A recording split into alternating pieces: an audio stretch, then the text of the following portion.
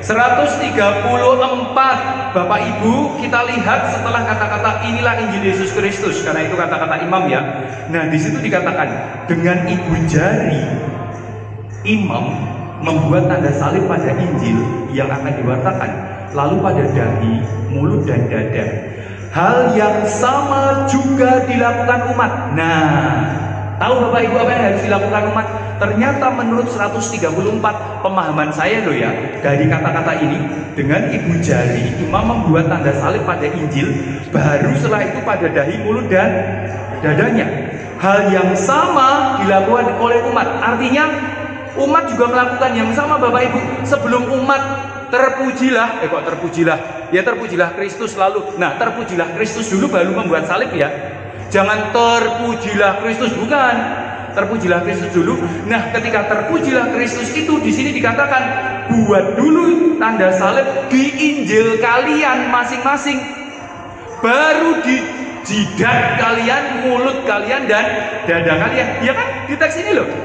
Bukan kata-kata saya ini loh, pemahaman saya loh ya, dari kalimat terjemahan bahasa Indonesia.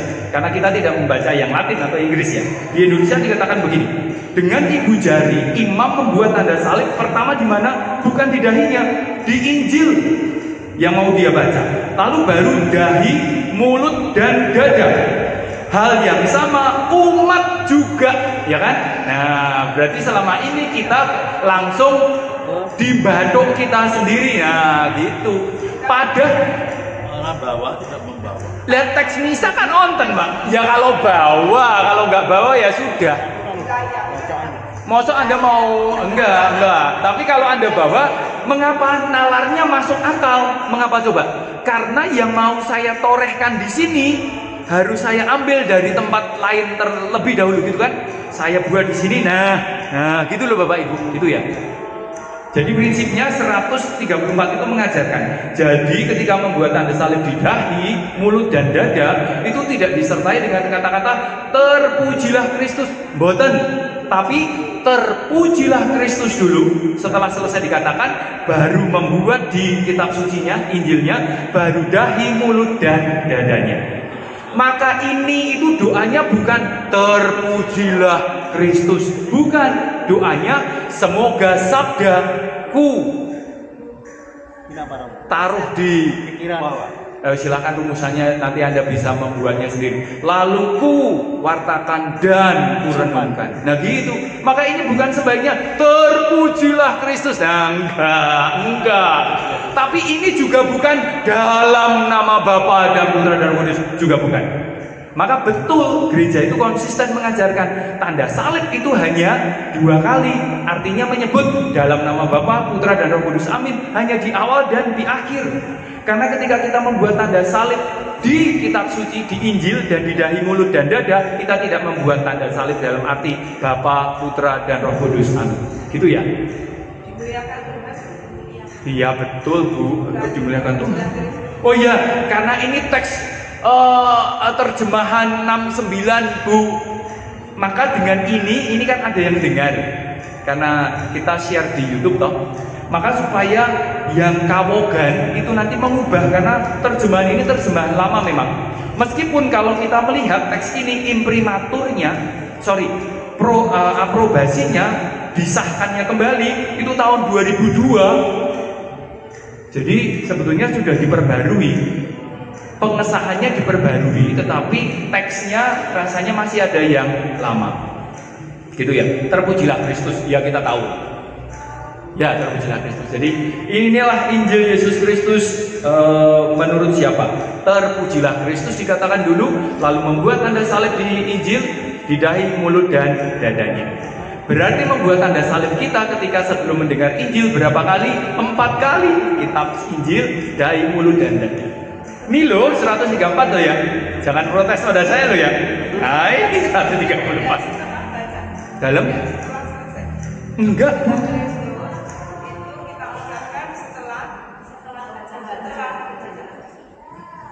Oh iya ya. Tapi iya itu maksud saya. Sorry. Ya maksud saya itu. Maksud saya itu pokoknya sebelum Injil dibaca. Begitu ya? Oh iya, terpujilah Kristus setelahnya kok ya. Sorry, saya salah. Jadi di sini dimuliakanlah Tuhan, betul. Berarti di sini kan betul toh. Tapi lebih ya oke, saya keliru. Ya. Tapi dari 134 kita dapat baru tadi. Gitu ya. Ya. Berarti dimuliakanlah tetap, terpujilah Kristusnya terakhir ya sama, enggak ada yang berubah. Sudah benar di sini. Jadi enggak perlu apa-apa. Tanya 134. Pak Boni. Kan tadi yang tanda salib. Iya. Imam buat tanda salib di Injilnya dari mulut dan dada. Umat diharapkan juga demikian. Kalau umat tidak bawa Injil, tidak perlu buat. Ya iya Pak, ya dia mau menorehkan Injil di mana Pak? Enggak ada. Ya, dan di sini sebetulnya kita dihimbau. Ini kan seperti imbauan. Oh kalau begini berarti orang Katolik itu disarankan bahwa kalau begitu sekurang-kurangnya evangeliarium, artinya sekurang-kurangnya bacaan perjanjian baru. Ya supaya tata gerak ini ada. Kalau nggak ada kan jadi wah nggak ada. Maka sekarang kita punya tradisi baru yang bukan baru, tradisi lama yang bisa kita hidupkan supaya orang di sekitar kita heran, ngapain kamu? Nah gitu, lalu kita bisa jelaskan karena benar tradisi itu. Dan saya yakin Anda sampai usia lansia ini banyak yang tidak melakukan. Karena apa? Tidak tahu. Gitu kan? Berarti bahwa kitab suci itu relevan. Karena ternyata kitab sucinya perlu kita semacam copy paste. Di sini lalu di sini. Gitu ya.